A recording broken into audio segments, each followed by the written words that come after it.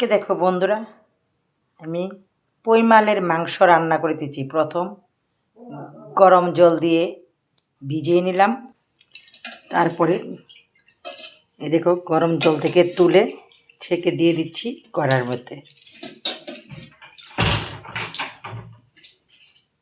তারপরে কড়াইতে আদা রসুন পেস্ট, পেঁয়াজ আলু দিয়ে দিলাম। তারপরে লঙ্কার গুঁড়ো, ধনিয়ার গুঁড়ো,